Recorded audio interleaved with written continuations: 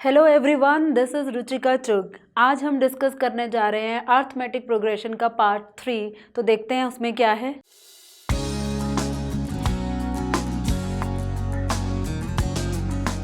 यहाँ हम डिस्कस करेंगे क्वेश्चन जो कि बेस्ड होंगे सम ऑफ अर्थमेटिक प्रोग्रेशन, जिसको और हम बोल सकते हैं सीरीज ऑफ अर्थमेटिक प्रोग्रेशन। आपको क्लियर हो चुका होगा, सीरीज का मतलब है जो हमारी अर्थमेटिक प्रोग्रेशन के जो डिफरेंट टर्म्स हैं जो कॉमा के फॉर्म में आपको दिखाई जाती है। अब उन्हीं टर्म्स का हमें क्या चाहिए, सम चाहिए। कहाँ पर? अर्थमेटिक प्रोग्रेशन के लिए। तो चलिए देखते हैं उसके क्या फॉर्मूलाज हैं और कैसे क्वेश्चन सॉल्व होंगे उसके लिए।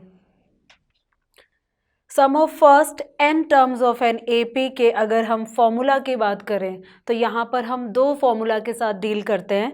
सबसे पहला फॉर्मूला है सम टू n टर्म्स की बात करें। सम टू n टर्म्स का मतलब कि जो टोटल नंबर ऑफ टर्म्स हैं उसको n के साथ यहाँ डिनोट किया गया है। यहाँ पर SN का मतलब है, S का मतलब है सम और N का मतलब हम कितनी टर्म्स ले रहे हैं वहाँ पे। अगर हम 3 टर्म्स ले रहे हैं तो S3 मतलब फर्स्ट सेकंड थर्ड 3 टर्म का सम होगा। अगर वहाँ पर 10 टर्म्स ले रहे हैं तो वो हो जाएगा S10, जिसका मतलब होगा फर्स्ट टर्म से लेके 10 टर्म्स सारे टर्म्स का हमें क्या करना है, सम करना है। तो सम टू n टर्म्स को डिनोट किया जाएगा SN के साथ। S का मतलब सम और N का मतलब कितनी टर्म्स को हम कंसीडर कर रहे हैं उस AP के लिए। और फॉर्मूला क्या है, n/2। n की वैल्यू मतलब वही टोटल नंबर ऑफ टर्म्स जो AP के लिए कंसीडर होगी।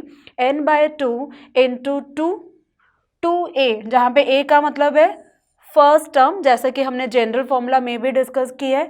n फिर से हमारा आ गया जो कि क्या होना चाहिए, टोटल नंबर ऑफ टर्म्स होनी चाहिए। और d आपको मालूम ही है, d हमारा क्या है, कॉमन डिफरेंस है। जस्ट फॉर्मूला नया आया है क्योंकि यहाँ पर हम सीरीज की बात कर रहे हैं, यहाँ पर हम सम की बात कर रहे हैं। जनरल फॉर्मूला अगर आपको याद हो, जनरल फॉर्मूला हमारा था an is equal to a plus n-1 into d. ये फॉर्मूला हमारा जनरल टर्म के लिए था, मतलब कोई भी टर्म हमें अगर निकालनी है तो इस फॉर्मूला के साथ निकाला जाएगा। लेकिन इस फॉर्मूला को आप ध्यान से देखो, ये फॉर्मूला हमें देगा सम ऑफ जितनी भी टर्म्स हमें दी जाएंगी उन सभी का। फॉर्मूला एक बार फिर से ध्यान से देखते हैं, ये है n/2 into 2a plus n-1 whole into d. दोनों फॉर्मूलाज काफ़ी सिमिलर लग रहे हैं, तो कंपेयर करके आप लर्न करेंगे और प्रैक्टिस से वो अपने आप ऐसे ही लर्न हो जाएगा। यहाँ मैंने फॉर्मूले इसलिए बोले हैं क्योंकि सम ऑफ टर्म्स को निकालने के 2 फॉर्मूले हैं। एक फॉर्मूला तो आपको यहाँ पे दिख रहा है, नेक्स्ट फॉर्मूला क्या है वो देखते हैं। नेक्स्ट है again sum to n terms की बात कर रहे हैं, तो फिर से हम बात करेंगे SN की, और जो इसका दूसरा फॉर्मूला बनेगा वो बनेगा n/2 whole into a plus l। देखने से ये फॉर्मूला बहुत छोटा लग रहा है तो ये इजी भी होना चाहिए, इजी है भी, लेकिन ये फॉर्मूला हम कहाँ यूज़ करेंगे और जो पीछे वाला फॉर्मूला है वो कहाँ यूज़ करेंगे। सिंपल सी बात है, आपको क्लियरली दिख रहा है SN तो हो गया सम ऑफ n टर्म्स, n हो जाएंगे उसकी नंबर ऑफ टर्म्स, a हो जाएगा उसका फर्स्ट टर्म, और यहाँ पे a प्लस l, l का मतलब क्या है, लास्ट टर्म। तो ये आपके क्वेश्चन पे डिपेंड करता है कि अगर आपके AP में आपको लास्ट टर्म मालूम है या नहीं है। अगर लास्ट टर्म मालूम है तो हम इस फॉर्मूला को अप्लाई कर सकते हैं, अगर नहीं मालूम है तो फर्स्ट वाला फॉर्मूला लगा सकते हैं। तो हमें क्या करना है, जैसे ही कोई क्वेश्चन आपको गिवन होगा, जो भी आपसे पूछा जाएगा, आप उसको फ्रेम करेंगे दो चीज़ों के बीच में। वो दो चीज़ें क्या हैं, एक साइड हम लिख देंगे गिवन और एक साइड हम लिख देंगे जो हमें निकालना है। फिर गिवन एंड निकालने के इन चीज़ों को हम आपस में कंपेयर करेंगे और वहाँ जाके फॉर्मूला चेक करेंगे कौन सा फॉर्मूला लग सकता है। तो जो ईजी होगा वही करेंगे। तो चलिए स्टार्ट करते हैं कि ये काम कैसे करें, ये कैसे क्वेश्चन को हम सॉल्व करें। जैसे कि फर्स्ट क्वेश्चन यहाँ पे दिखाया गया है, find the sum of first 22 terms, मतलब सम निकालना है, 22 टर्म्स का सम निकालना है। और AP यहाँ पे शो की गई है एज 8, 3, -2 एंड सो ऑन। तो हमें क्या करना है, सबसे पहले जो चीज़ें दी गई हैं वो लिखेंगे, गिवन थिंग्स लिखेंगे, जो निकालनी है वो लिखेंगे, फिर चेक करेंगे कौन सा फॉर्मूला लग सकता है। तो इस AP के अकॉर्डिंगली हम लिख सकते हैं फर्स्ट टर्म जिसकी वैल्यू है 8, तो a की वैल्यू 8 है। नेक्स्ट हम देख सकते हैं d, क्योंकि AP गिवन है तो d निकाला जा सकता है। d क्या होगा, second term minus first term, 3 - 8, 3 - 8 होगा -5। तो ये दो चीज़ें हमने एपी को देख के निकाल लिया। क्वेश्चन में उन्होंने बोला find the sum of first 22 terms. 22 terms का मतलब उन्होंने काउंटिंग ऑफ टर्म्स दे दी है। काउंटिंग ऑफ टर्म्स का मतलब n की वैल्यू हमें दे चुके हैं 22। क्या करना है, हमें सम निकालना है 22 टर्म्स का, मतलब S22 की वैल्यू निकालनी है। अब S22 की वैल्यू निकालने का मतलब हमारे पास दो फॉर्मूले हैं। अगर मैं फॉर्मूला यहाँ रफ पे लिखूँ, एक फॉर्मूला था SN is equal to n/2 into A plus L। ये फॉर्मूला हम तभी लगा सकते हैं जब हमें एपी में लास्ट टर्म विजिबल हो। लास्ट टर्म मतलब एल विजिबल हो। क्या हमें इस एपी में लास्ट टर्म दिख रही है? नहीं दिख रही है, तो ये फॉर्मूला हम नहीं लगा सकते। तो हम क्या करेंगे, दूसरे फॉर्मूला की तरफ जाएंगे। दूसरा फॉर्मूला क्या है हमारा, SN मतलब S22 की अगर हम बात करें तो फॉर्मूला है n/2 into 2A plus n-1 into D। ये फॉर्मूला लगेगा, क्यों? क्योंकि लास्ट टर्म यहाँ पर नहीं है। अब हमें वैल्यूज पुट करनी है। S22 का मतलब n की वैल्यू 22 है, तो यहाँ n पे हम 22 रखेंगे अपॉन 2 इंटू 2 इंटू A की वैल्यू कितनी है, 8 है, प्लस n-1, n है यहाँ पे 22 और 22 माइनस 1 कितना होना चाहिए, 21 इंटू D की अगर हम बात करें, D है कॉमन डिफरेंस, वो कितना है -5। तो जो जो वैल्यूज़ हमें मालूम थी हमने पुट कर दिया। अब इसे आगे हम कैलकुलेट करते हैं। 22/2 आपको मालूम है 11, 2 इंटू 8 हो जाएगा 16, यहाँ पे 21 इंटू -5 करना है तो ये प्लस माइनस माइनस हो जाएगा। 5 1 ज़ा 5, 5 2 ज़ा 10, तो ये हो गया -105। आगे अगर इसे सॉल्व करें, 11 इंटू 16 माइनस 105, मतलब इन दोनों को माइनस करेंगे, प्लस माइनस माइनस, रफ में एक बार कैलकुलेट करते हैं। 105 सब्ट्रैक्ट करेंगे 16, 15 माइनस 6 9, 9 माइनस 1 8, 89। अब क्योंकि 105 हमारा बड़ा था, साइन यहाँ नेगेटिव आएगा। अब इस 89 मतलब -89 को अगर हम 11 से मल्टीप्लाई करें, 89 को अगर हम 11 से मल्टीप्लाई करें तो कितना आएगा, 89, 89, ये हो जाएगा 9, 8, 8 16 1 17 1, ये होगा 979। तो मल्टीप्लाई करें 89 को 11 से, हमें मिला 979, और ये माइनस ये प्लस हमें देगा -979। तो ये हमारा हो गया आंसर। मतलब इस एपी में अगर 22 टर्म्स आ जाती हैं, क्योंकि ये सीरीज़ जो है हमारी, ये जो लिस्ट है ये हमारी डिक्रीज़ हो रही है, तो आगे के नंबर हमारे नेगेटिव आएंगे। इन सारे नंबर्स को अगर हम प्लस करेंगे तो एक डिफ़िकल्ट टास्क हो जाएगा, बट हमारे पास ऐसा फॉर्मूला है एपी में जहाँ पे अप्लाई करके हम इजीली फॉर्मूला में डालकर वैल्यू निकाल सकते हैं, जो कि बनना चाहिए हमारा -979। तो चलिए कुछ और क्वेश्चन डिस्कस करते हैं ऐसे इसी फॉर्मूला के ऊपर। नेक्स्ट क्वेश्चन है how many terms. How many terms का मतलब यहाँ पे n की वैल्यू पूछी गई है। How many terms of the AP, AP यहाँ पर है 9, 17, 25 and so on, must be taken to give a sum of 636। Sum यहाँ पर गिवन है, एपी यहाँ पे गिवन है, जो सिर्फ बात उन्होंने पूछी है वो सिर्फ यही पूछा है कि n की वैल्यू क्या बनेगी। हाउ मेनी टर्म्स मतलब n की वैल्यू क्या होनी चाहिए। तो हम स्टार्ट करते हैं गिवन थिंग्स के साथ, और जो निकालना है उसके ऊपर फॉर्मूला देखते हैं। तो गिवन थिंग्स यहाँ पे क्या है, एपी गिवन है, तो एपी गिवन होने से a की वैल्यू हम ले सकते हैं 9, common difference d, common difference क्या होगा, second term minus first term, 17 minus 9, इसको अगर हम सब्ट्रैक्ट करें 17 माइनस 9 तो ये कितना होगा, ये होगा 8, क्योंकि बढ़ रहा है तो +8 होना चाहिए।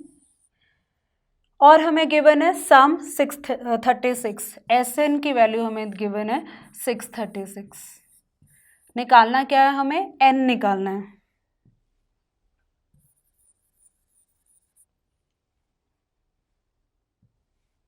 हमें यहाँ पे n की वैल्यू निकालनी है।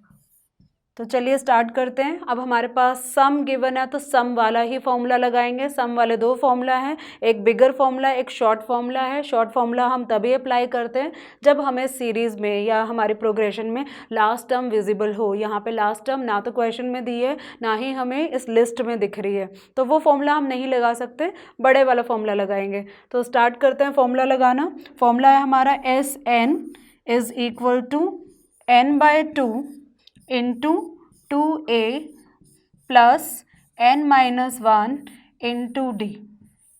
वैल्यू पुट करते हैं। एस से एन हमें मालूम है, सम गिवन है 636, n हमें नहीं मालूम, n एज इट इज़ रहेगा अपॉन 2 इंटू ए हमारी फर्स्ट टर्म 9, 9 इंटू 2 हो जाएगा 18 प्लस n हमें नहीं मालूम, n-1 और d की वैल्यू हम पहले दिखा चुके हैं, वो है 8। आगे सॉल्व करते हैं। 636 अपॉन n/2 इंटू 18, इस ब्रैकेट को ओपन करते हैं, n इंटू 8 हो जाएगा 8n, -1 इंटू 8 हो जाएगा -8। आगे सॉल्व करते हैं। 636 अपॉन n/2 इंटू 18 माइनस 8 हो जाएगा 10 प्लस 8n। आगे सॉल्व करते हैं। 636 अपॉन n/2, अब ये n/2 को एक बार 10 से मल्टीप्लाई करेंगे, फिर से n/2 को एक बार 8n से मल्टीप्लाई करेंगे क्योंकि हमें ब्रैकेट को ओपन करना है। So n/2 into 10 plus n/2 into 8n। आगे सॉल्व करें। 636 is equal to n/2 into 10, 2 and 10 को सॉल्व करेंगे तो कट जाएगा 5 एंड 2 5 10 एंड 5 इंटू n हो जाएगा 5n प्लस 2 एंड 8 यहाँ कैंसिल हो सकता है 4 से, और n इंटू n हो जाएगा n स्क्वायर, तो ये बनना चाहिए 4n स्क्वायर। फर्दर अगर सॉल्व करें तो यहाँ पर हमारी कुछ इक्वेशन बनेगी, वो चेक करते हैं इक्वेशन क्या है। 636 को मैं उधर लेके जाना चाहूँगी तो ये यहाँ पर रह जाएगा 0 is equal to 5n plus 4n square minus 636।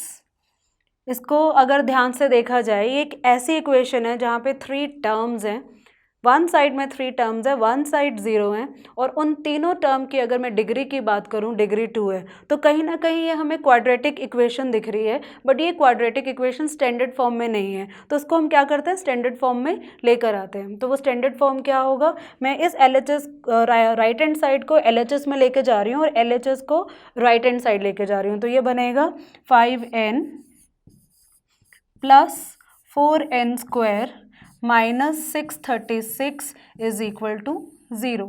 जब हम दोनों साइड एक्सचेंज करते हैं तो उस केस में हम साइंस को एज इट इज़ रहने देते हैं। अब यहाँ पे क्वाड्रेटिक इक्वेशन की साइड्स तो ठीक हो चुके हैं लेकिन स्टैंडर्ड फॉर्म नहीं है, इसको स्टैंडर्ड फॉर्म में लेकर आएंगे तो ये बनेगा 4n square plus 5n minus 636 is equal to 0। अब मैं स्टैंडर्ड फॉर्म में इसको क्यों लेकर आई हूँ, क्योंकि क्वाड्रेटिक इक्वेशन है, क्वाड्रेटिक इक्वेशन को स्टैंडर्ड फॉर्म में लाने से क्या होगा, इसको हम फैक्टराइज कर पाएंगे, और जब ये फैक्टराइज हो जाएगी तो उसका मतलब क्या होगा, उस इक्वेशन का सॉल्यूशन मिलेगा, और वो सॉल्यूशन कुछ नहीं होता, वो वहाँ पे यूज़ होने वाले वेरिएबल की वैल्यू होती है। तो यहाँ वेरिएबल n है और अल्टीमेटली हमें क्वेश्चन में क्या चाहिए, n की वैल्यू चाहिए, तो इस क्वाड्रेटिक इक्वेशन को हम सॉल्व करेंगे, मतलब कि फैक्टराइज करेंगे। अब फैक्टराइज करने के कई मेथड हैं, हमने पिछले चैप्टर में ये डिस्कस किया है जब हमने क्वाड्रेटिक इक्वेशन डिस्कस की थी। तो अगर मैं यहाँ ध्यान दूँ, 3 टर्म्स हैं क्वाड्रेटिक इक्वेशन की, और अगर बात की जाए फैक्टराइजेशन के मेथड की तो आपको याद होगा हम बीच वाली टर्म को स्प्लिट करते हैं, इस तरह से स्प्लिट करते हैं कि जो 2 नंबर्स आएंगे स्प्लिट करने के बाद उनका जो प्रोडक्ट है वो फर्स्ट एंड लास्ट टर्म के बराबर होना चाहिए। तो आइए सॉल्व करते हैं। तो फर्स्ट यहाँ पे जो कोफिशिएंट है फर्स्ट टर्म का 4 है, लास्ट जो कॉन्स्टेंट टर्म है वो है -636। इसको अगर मैं मल्टीप्लाई करूँ 636 को 4 के साथ, तो मल्टीप्लाई करके देखते हैं, 6 4 ज़ा 24, 3 4 12 एंड 2 14, 6 4 24 एंड 1 25। हमारे पास ये जो नंबर है 2544। अब ये नंबर हमें क्या करना है, फैक्टराइज करना है 2 नंबर्स में, इस तरह से कि वो 2 नंबर को मल्टीप्लाई करके मिलना चाहिए 2544, और उन दोनों नंबर को ऐड करके मिलना चाहिए 5n। तो वो 2 नंबर मैं आपको बता देती हूँ, वो है 4n स्क्वायर, मैं ऐसे ही लिख रही हूँ, वो 2 नंबर है 53 एंड 48। 53 एंड 48, इन दोनों को क्या करें कि 5 आ जाए, इन दोनों को किया जाएगा सब्ट्रैक्ट, और सब्ट्रैक्ट करने के बाद हमें क्योंकि साइन पॉजिटिव चाहिए तो बड़े वाले को पॉजिटिव होना पड़ेगा और छोटे वाले को नेगेटिव होना पड़ेगा। 5n है तो ये ब्रेक होगा, स्प्लिट होगा 53n and 48n minus 48n। अगर इन दोनों का आप मल्टीप्लाई करोगे ये हमें देगा 2544। मल्टीप्लिकेशन में क्योंकि यहाँ नेगेटिव साइन है, 636 हमारा नेगेटिव था तो 2544 भी नेगेटिव आना चाहिए, इसलिए इन दोनों को मल्टीप्लाई जब आप करेंगे तो चेक कर लेंगे क्योंकि एक पॉजिटिव है एक नेगेटिव है तो जो इसका प्रोडक्ट है वो नेगेटिव में ही आएगा। आगे कंटिन्यू करेंगे, -636 इज इक्वल टू 0। आपको मालूम है स्प्लिटिंग मिडिल टर्म में एक बार स्प्लिट कर देते हैं तो उसके बाद एल्गोरिदम में वहाँ बताया गया था कि हमें ग्रुपिंग करनी है। ग्रुपिंग करते हैं फर्स्ट सेकंड की एंड थर्ड फोर्थ की, तो क्या बनेगा ये ग्रुपिंग की, तो इसमें कॉमन सिर्फ n आ रहा है, n ले लेते हैं कॉमन, ये मिलेगा 4n plus 53 minus 48n and minus 636, minus तो कॉमन आ रहा है और जो सबसे बड़ा नंबर ग्रेटेस्ट कॉमन फैक्टर यहाँ पे बन रहा है 12। तो अगर मैंने 12 ले लिया तो अंदर क्या होगा, 12 4 ज़ा 48, 4n माइनस यहाँ ये हो जाएगा प्लस 636 को 12 से डिवाइड करेंगे, 12 5 ज़ा 60, 3 रिमाइंडर 36, 12 3 ज़ा 36 डिवाइड करके हमें मिलेगा 53 इज इक्वल टू 0। फैक्टराइज जब भी हम करते हैं क्वाड्रेटिक इक्वेशन को स्प्लिटिंग मिडिल टर्म से तो इस स्टेप में देख लेते हैं, अगर ये ब्रैकेट वाली थिंग सेम आ रही है तो मतलब हमारा फैक्टराइज ठीक हो रहा है। फर्दर अगर हम देखें इन दोनों में 4n प्लस 53 कॉमन आ रहा है, कॉमन लेते हैं 4n प्लस 53, तो अंदर क्या बचेगा n और यहाँ से हमें मिलेगा 12, n minus 12 is equal to 0। अब हमें क्या करना है, रूट्स निकालने हैं, मतलब वैल्यू ऑफ n निकालनी है। सेपरेट करेंगे दोनों ब्रैकेट्स को और फिर इक्वेट करेंगे 0 के साथ। फर्स्ट ब्रैकेट है 4n प्लस 53 इक्वेट करेंगे 0 के साथ, n माइनस 12 इक्वेट करेंगे 0 के साथ। इसमें अगर मैं n की वैल्यू निकालूं तो n की वैल्यू क्या होगी, -53 अपॉन 4, और यहाँ n की वैल्यू निकालूं तो यहाँ n की वैल्यू होगी 12। Now you might be wondering कि n की यहाँ 2 वैल्यू आ रही है और इस क्वेश्चन में नंबर ऑफ टर्म्स अगर उन्होंने पूछा है तो n की वैल्यू हम ये लेंगे क्या ये लेंगे। अगर बात करें नंबर ऑफ टर्म्स क्या है, हमारे काउंटिंग नंबर्स हैं। काउंटिंग नंबर्स कभी नेगेटिव नहीं होते और काउंटिंग नंबर कभी फ्रैक्शन में भी नहीं होते, तो ये -53/4 तो पॉसिबल हो नहीं सकता, तो यहाँ पे हम शो कर देंगे नॉट पॉसिबल और ये हमारा फाइनल आंसर कंसीडर हो जाएगा। तो इस तरह से एपी की हेल्प से हमने क्या किया, जितनी भी सीरीज यहाँ पे जो एपी की बात कर रहे थे वहाँ पे टर्म्स गिवन नहीं थी और हम यहाँ पे टर्म्स को निकाल पाए हैं, लेकिन एक और कंसेप्ट की हेल्प लेके, और वो कंसेप्ट क्या था, क्वाड्रेटिक इक्वेशन को फैक्टराइज करने वाला। चलिए एक और क्वेश्चन देखते हैं और वहाँ देखते हैं कि क्या डिफरेंस है जो अभी तक हमने स्टडी किया with the same formula of sum of number of terms. Question 3, find the sum of the series. फिर से एक सिंपल सी सीरीज दी है, उसका सम निकालना है और सीरीज यहाँ पर है 34 plus 32 plus 30 plus so on till 10। यहाँ पे सीरीज बोला है इसलिए टर्म्स को प्लस के साथ दिखाया, अगर वो एपी बोलते हैं तो टर्म्स को कॉमा के साथ दिखाते हैं। ये डिफरेंस है जो हम पहले अपने फर्स्ट वीडियो में पढ़ चुके हैं। तो इस सीरीज का सम निकालना है। सम निकालने का फॉर्मूला हम पढ़ ही चुके हैं, 2 फॉर्मूला है। एक फॉर्मूला है SN is equal to n/2 into 2a plus n-1 into d. दूसरा फॉर्मूला है SN is equal to n/2 into a plus l। Second वाले फॉर्मूला की अगर मैं बात करूं तो वहाँ पर क्या चाहिए, SN is equal to n/2 into a plus l। First term चाहिए जो कि हमें यहाँ दिख रही है, लास्ट टर्म चाहिए वो भी हमें दिख रही है। डी की अगर हम बात करें तो डी तो यहाँ हमें नहीं चाहिए, तो डी हम यहाँ कैलकुलेट नहीं करेंगे। नंबर ऑफ टर्म्स हमें यहाँ कहीं नहीं दिख रही है, तो सेकेंड फॉर्मूला में सिर्फ कमी रह गई है नंबर ऑफ टर्म्स की। फर्स्ट फॉर्मूला की बात करें, फर्स्ट फॉर्मूला है SN is equal to n/2 into 2a plus n minus 1 into d, d भी हमारे पास है, a भी हमारे पास है, लेकिन फिर से नंबर ऑफ टर्म्स, मतलब बड़ा फॉर्मूला लगाओ तो भी नंबर ऑफ टर्म्स चाहिए, छोटा फॉर्मूला लगाओ तब भी नंबर ऑफ टर्म्स चाहिए। तो ऐसा करते हैं, छोटे वाला फॉर्मूला लगाते हैं और नंबर ऑफ टर्म्स को हम कैलकुलेट करेंगे अपने पुराने फॉर्मूला से। पुराना फॉर्मूला हमारा जनरल टर्म वाला फॉर्मूला जो कि था हमारा an is equal to a plus n minus 1 into d. तो ये क्वेश्चन होगा हमारा सम ऑफ सीरीज के सेकेंड फॉर्मूला के साथ साथ एक जनरल टर्म के फॉर्मूला को दोनों को साथ में यूज करके। तो स्टार्ट करते हैं इसका सॉल्यूशन। सबसे पहले मैं लिखूंगी जो यहाँ पे हमें गिवन है, क्योंकि हमें सीरीज गिवन है तो a की वैल्यू हम बता सकते हैं 34 है। d फिलहाल हमें नहीं चाहिए तो d की वैल्यू मैं यहाँ नहीं लिख रही हूँ। लास्ट टर्म चाहिए 10 जो कि हमें गिवन है 10। तो अगर फॉर्मूला में बात करूँ एस एन का फॉर्मूला क्या है, n/2 इंटू ए प्लस एल। ये फॉर्मूला मैं नहीं लगा पा रही क्योंकि n की वैल्यू नहीं है और n की वैल्यू जनरल टर्म से निकाली जाएगी। an is equal to a plus n minus 1 into d. यहाँ पर हमें d की रिक्वायरमेंट है तो d भी हम निकाल लेते हैं।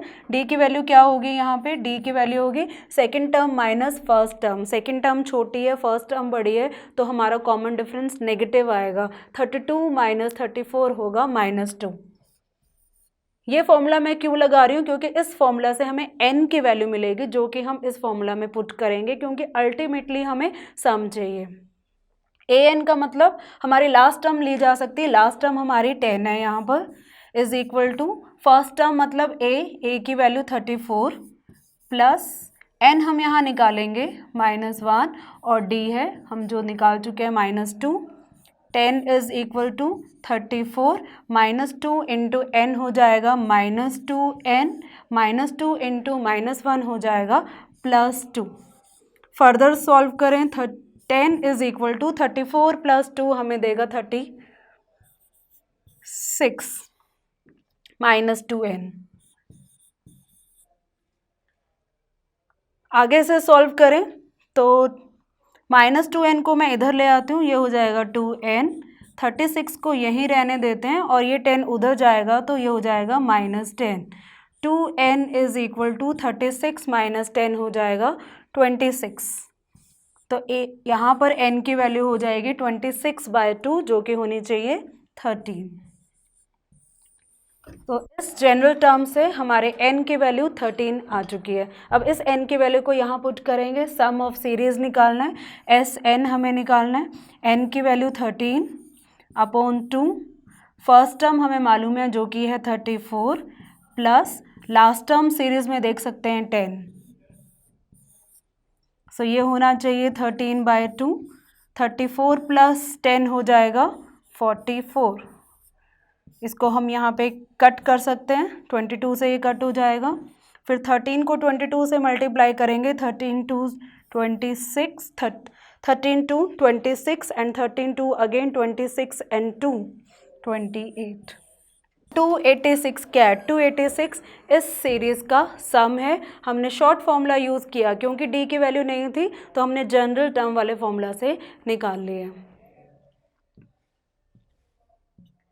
यहाँ पे फिर से मैं आपके सामने कुछ क्वेश्चंस लाई हूँ। ये क्वेश्चन फिर से आपके लिए पॉज करके आप इनको कैलकुलेट करके कमेंट सेक्शन में जाके इनके आंसर शो कर सकते हो, डाउट भी पूछ सकते हो। तो यहाँ पे मैं arithmetic progression class 10th maths का चैप्टर ख़त्म कर रही हूँ, जहाँ पर हमने डिस्कस किया कि AP को कैसे फॉर्म करते हैं, कैसे प्रैक्टिकल लाइफ के साथ इसको रिलेट करते हैं, और अगर कोई क्वेश्चन आता है रियल लाइफ सिचुएशन का तो उसको कैसे ईजिली हम AP के फॉर्मूला से सॉल्व कर सकते हैं, चाहे वो हमारा जनरल टर्म का फॉर्मूला हो, चाहे वो हमारा सम ऑफ सीरीज हो, बड़े वाला फॉर्मूला या छोटे वाला फॉर्मूला। तो ये थी बात हमारी अर्थमेटिक प्रोग्रेशन की। अगले वीडियो में डिस्कस करेंगे हम 10th क्लास का अगला चैप्टर।